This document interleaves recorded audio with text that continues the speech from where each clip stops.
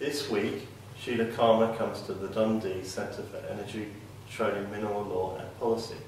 We are very pleased to have her here. She is the Director of Extractive Resources Services at ACET, which is the African Centre for Economic Transformation, based in Ghana. ACET are the latest member of the Knowledge Consortium for the Extractive Industry Sourcebook. Africa appears to be at the beginning of an economic renaissance. What kind of problems in developing Africa's potential does ACET see as essential to tackle right now?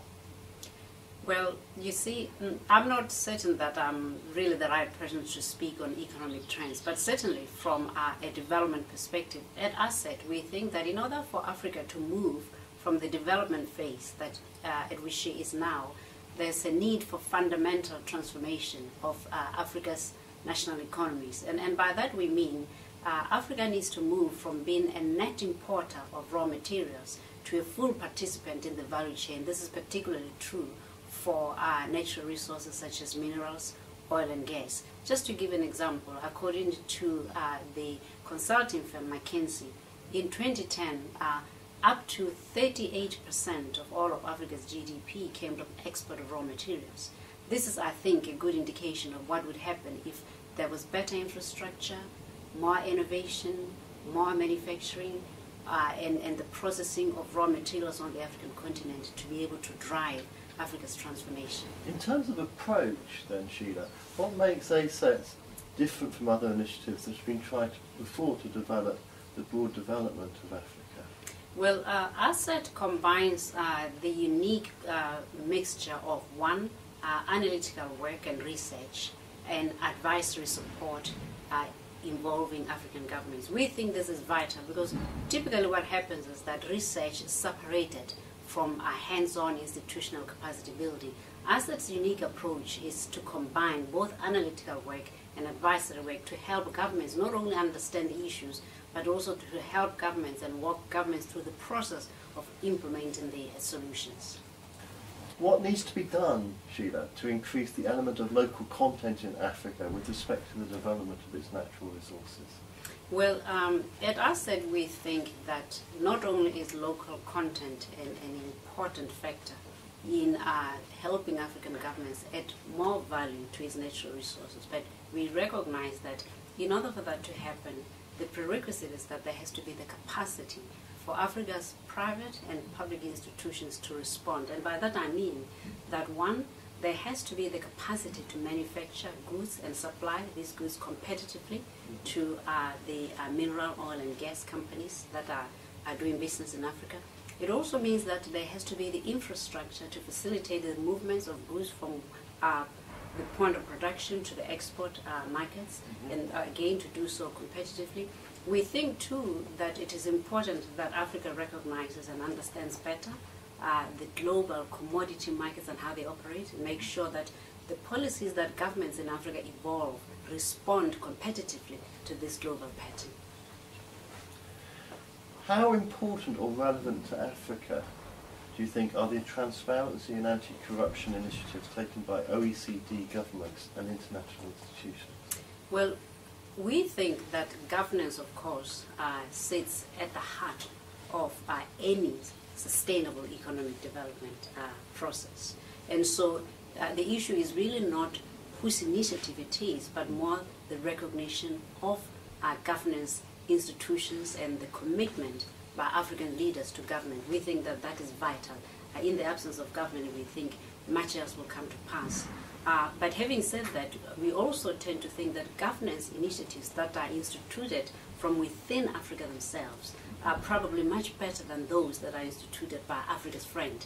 These other initiatives are very important, but we think more importantly it is Africa's responsibility to recognize and institute measures to contain lack of governance. Mm-hmm. And what should African governments be doing to promote capacity in education? And are there any models for the way forward that you would point to? Well, I think certainly considering today's environment, it seems to me that there needs to be more focus on IT skills and capability. Yeah. I think IT skills in today's education systems pretty much as core as literacy and numeracy skills used to be 50 years ago. And so I think a lot of attention needs to be paid to IT. For one thing, it's a tool, but also it's a language of today.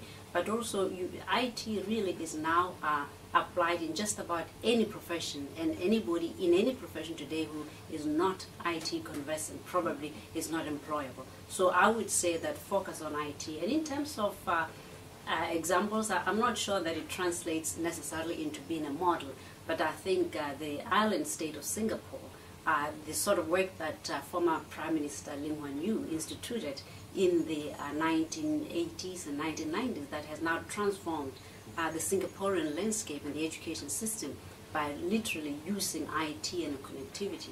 I think that might be an example, and that again speaks to the issue of why we at ACET think infrastructure development and essentially making sure the environment is conducive to development so vital, because without the correct infrastructure to drive IT, then obviously that would not be possible. Do you think that there are specific challenges in natural resources development that affect emerging players like Ghana, Uganda, Mozambique? Is there anything particularly you point to? Well, there are several challenges, of course, but just to give a few examples, one of the major challenges that face African governments one, the asymmetric nature of knowledge as pertains to the industry, and this is knowledge whether it relates to the knowledge of the geological resource itself in physical and economic terms. This relates to knowledge of the commodity trade, how it operates and how it affects government's capability to extract value.